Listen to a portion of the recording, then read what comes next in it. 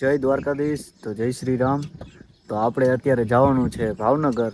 ભાવનગર આપણા ફુવા ફઈના ઘરે જવાનું છે અને ત્યાંથી પછી બહુ મસ્ત એવી જગ્યાએ તમને લઈ જઈશ.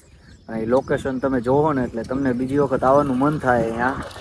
અને રાજકોટથી હું પેલો એવો વ્યક્તિ હઈશ કે જે છે ને 2025માં એ જગ્યાએ જાઉં છું.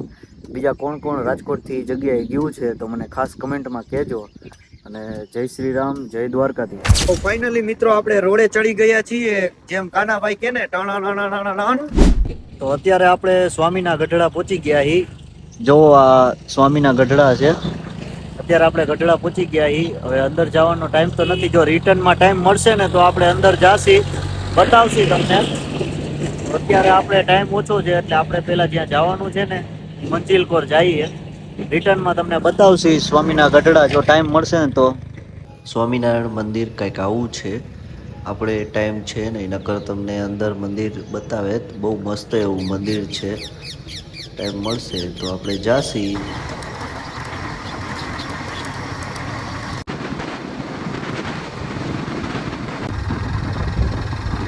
તો અત્યારે આપણે ધોળા પહોંચી ગયા હી. અને પાછળ દડવા ગામ ગયું, રાંદલના દડવા, જે એક આપણા ગોંડલ પાસે આવે છે અને એક આપણે અહીંયા છે રાંદલના દડવા. અત્યારે આપણે ધોળા ગામ પહોંચી ગયા હી. અને અહીંથી બસ 48 કિલોમીટર છે આપણે ભાવનગર. ભાવનગર જઈને પછી જે જગ્યાએ જવાનું છે એ જગ્યાએ બતાવશે. ને ભાઈ ગાડી છે આપણી પાસે બહુ મસ્ત એવી, આપણા બનેવીની છે. એટલે એ કે તમે આ ગાડી લેતા જાઓ, એ કે તમને આરામથી જવાની મજા આવશે અને પહોંચી જાઓ તમે જે તમારે જવું છે એ જગ્યાએ વ્યવસ્થિત જગ્યાએ પહોંચી જાઓ. સુરત દાદા એ મસ્ત ઉગી ગયા છે. સુરત દાદા ઉગી ગયા એટલે હવે કાંઈ આપણે ઉપાધિ કરવા જેવું નથી કે ભાઈ વરસાદ આવશે કે નહીં આવે. લાગતું તો નથી કે વરસાદ આવશે એવું, તો વાંધો નહીં આવે આપણે. આ સાઈડના રસ્તા એટલે વાત જવા દ્યો. જાણે પિક્ચરની શૂટિંગ ચાલુ હોય ને એવું લાગે રસ્તા. અને અમે તે આપણને આવી જગ્યાએ તો બહુ ગમે, બરોબર ને. ભાવનગર સિટીમાં એન્ટર થઈ ગયા છીએ. તો આગળ નારી ચોકડી આવે, અહીંયા ઊભો રહીને કોલ કરવાનો થાય છે, કારણ કે આપણને તો એડ્રેસ ખબર નથી, કેટલા વર્ષો પછી આવ્યા. તો અત્યારે ભાવનગર પહોંચી ગયા. ભાવનગર પહોંચી ગયા હી અને આપણે રાહ જોવે છે આપણો ભાઈ, એટલે પછી જવાનું છે. તો આપણે અત્યારે સોનગઢ પહોંચી ગયા હી. ભાવનગર આપણા ફઈના ઘરે કલાક 2 કલાક રોકાણા. પછી હવે આપણે સોનગઢ પહોંચીને સોનગઢથી પાલીતાણાવાળો રસ્તો લેવાનો છે. જો ભાઈ પાલીતાણાવાળો રસ્તો સીધો લઈ લેવાનો સોનગઢથી. પછી તમને કહું બહુ મસ્ત એવી જગ્યા છે, મારા હારે બન્યા રહેજો, મજા આવશે એવી જગ્યા છે જે તમે લોકોએ જોઈ જ નહીં હોય એવી નવી ને યુનિક જગ્યા છે. અને રાજકોટવાળાએ તો ખાસ એકવાર આવજો આ જગ્યાએ. તો અત્યારે આપણે પાલીતાણા પહોંચી ગયા છીએ ને પાલીતાણા પહોંચીને પછી ગમે એને પૂછી લેજો કે કદમગીરી જવાનું છે એટલે એ તમને રસ્તો ચીંધાડી દે. પાલીતાણાની અંદરથી થઈને જવાય, તળેટીની પાછળથી.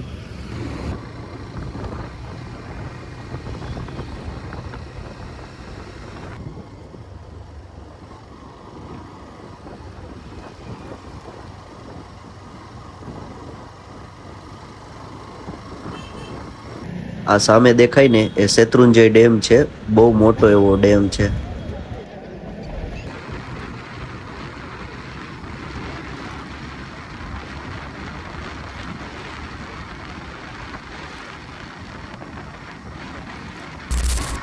ઓલું સામે ટેકરી ઉપર દેખાય ને આ માતાજીનું મંદિર છે, લગભગ તો એ જ છે.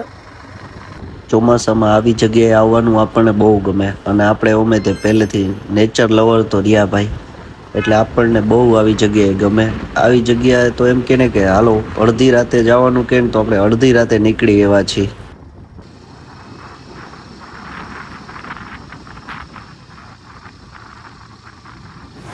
તો ફાઇનલી મિત્રો આપણે ઘાટવાળા રોડે ચડી ગયા છીએ.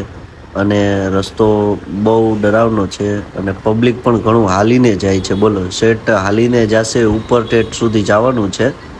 ઘણું એવું પબ્લિક છે, આપણને એમ કે નહીં હોય પણ છે. આ રસ્તો માઉન્ટ આબુ જેવો લાગે, કારણ કે માઉન્ટ આબુ ગયા હતા ને અહીંયા આવો જ રસ્તો હતો. ઘડીક આમથી આમ પડવાનું, ઘડીક આમથી આમ પડવાનું. જો ઓલું ઉપર દેખાય ને આ એ મંદિર આપણે જવાનું છે. તો ચાલો આપણે શાંતિથી ધીરે ધીરે જશું. આમાં જાજી અજડાઈ ના કરાય. નકર નીચે પડતા વાર ના લાગે ભાઈ. એટલે શાંતિથી જાજો. તમે આવો ને એટલે 20 ઉપર ગાડી ચલાવજો એટલે આરામથી પહોંચી જાય. ગાડી હવે પાર્ક કરીને હવે આપણે ઉપર પગથિયા ચડવા પડશે, કારણ કે આ તો જૈન દેરાસર છે, કદમગીરી જૈન દેરાસર કહેવાય આને. ધીરે ધીરે પગથિયા ચાલુ કરી દઈ ચડવાના. ચોટીલા જેટલા છે, બહુ વધારે નથી.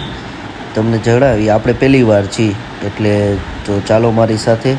આ ભાઈ કંઈક પાળે છે, હવે શું પાળે છે એ આ ભાઈને જ ખબર હોય, આપણને તો ખબર નહીં હવે.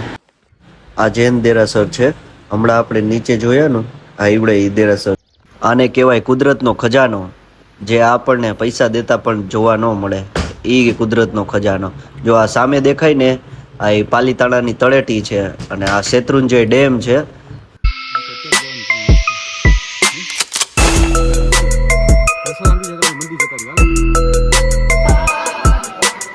ધીરે ધીરે ફાઇનલી આપણે ઉપર ચડી ગયા અને ભાઈ વરસાદ અત્યારે આવે છે એટલા માટે છાપરા નીચે બધા ઊભા છે, તો આપણે ઊભા રહી ગયા હતા. જુઓ નીચે તમને દેખાય છે ને, એ રસ્તો છે. ગાડી પાર્ક કરીને અહીંયા સુધી આપણે બાઇક લઈ જઈ શકીએ. ત્યાંથી ઉપર આપણે ચડવું પડે. અને જુઓ નજારો જુઓ તમે એકવાર ખાલી, છે ને બાકી મસ્ત. જોઈ લ્યો આ માતાજીનું મંદિર છે જે હજી બને છે, બાંધકામ ચાલુ છે અને વરસાદ પણ બહુ છે. આવો કંઈક નજારો છે. આ માતાજીનું મેઇન સ્થાનક છે, જે આ માણસો બધા અંદર મંદિરમાં ઊભા છે. આમાં છે ને હોળી કરે છે અને બહુ મોટી એવી હોળી થાય છે, જે આજુબાજુના 10 ગામડામાં હોળી દેખાય છે. અને હોળીના દિવસે અહીંયા બહુ મોટો એવો ડાયરો રાખ્યો છે અને માણસો લાખોની સંખ્યામાં હોય છે એમ કહેવાય છે. અહીંયા આ મંદિરના સામેનો વ્યૂ છે, જુઓ છે ને મસ્ત. વરસાદ બહુ ચાલુ છે એટલા માટે બધા માણસો મંદિરની નીચે ઊભા છે, કારણ કે વરસાદ તો ભાઈ ઊભું રહેવાનું નામ જ નથી લેતો. વરસાદથી બચવા માટે અમે પણ મંદિર નીચે ઊભા હતા અને આ માતાજીનું ઝાડ છે વચ્ચોવચ્ચ. મંદિરની બાજુમાં એક નાનકડું એવું મંદિર છે, જે માતંગ દેવનું મંદિર છે. અને બાજુમાં એક ગુફા છે, એ ગુફામાં માણસો જાય છે પણ ખબર નહીં હવે. મંદિર કેવું લાગ્યું વિડીયોમાં જણાવજો અને સબસ્ક્રાઈબ પણ કરી નાખજો. આને શું કહેવાય? કુદરતના હીરા. આને કહેવાય કુદરતના હીરા મોતી. જે આવો નજારો તમને પહાડ ઉપર જ જોવા મળે. એના માટે થઈને તમારે અહીંયા આવવું પડે, બાકી અહીંયા ન આવો તો આવું બધું જોવા ના મળે. ખાલી ઘરે બેઠા બેઠા ખાલી તમે આવું બધું જોઈ શકો, નિહાળી શકો. બાકી તમારે અનુભવ કરવો હોય ને તો અહીંયા જ આવવું પડે. વરસાદની મોજ લેતા લેતા નીચે ઉતરી ગયા અને આ બે આપણા મિત્ર છે, જે ભાવનગરથી આપણી સાથે ને સાથે હતા. બહુ મજા આવી, બહુ મસ્ત મંદિર છે. તો ફાઇનલી મિત્રો આપણે પાછા રોડે ચડી ગયા છીએ અને હવે જવાનું છે પાલીતાણા. પાલીતાણાથી પછી આપણે રાજકોટ જઈશું, કારણ કે હવે વાગી ગયા છે 4, 4:30. નકર પછી રાતે બહુ મોડું થઈ જશે. સુરત દાદાનો પણ આથમવાનો ટાઈમ થઈ ગયો છે, એ પહેલાં આપણે ઘરે પહોંચી જઈ, નકર પછી અંધારામાં અજાણ્યો રસ્તો છે આપણા માટે. તો પાછા આપણે સ્વામીના ગઢડા પહોંચી ગયા છીએ. સોરી, કેમ કે મંદિર તો હવે આપણે નહીં દેખાડી શકીએ, બીજા વિડીયોમાં નેક્સ્ટ ટાઈમ બતાવશે. તો નવા હોય તો આપણી ચેનલને સબસ્ક્રાઈબ કરી નાખજો અને લાઇક શેર કરી નાખજો, જેથી આપણે નવા વિડીયો બનાવવાની આપણને મોજ આવે. તો જય દ્વારકાધીશ.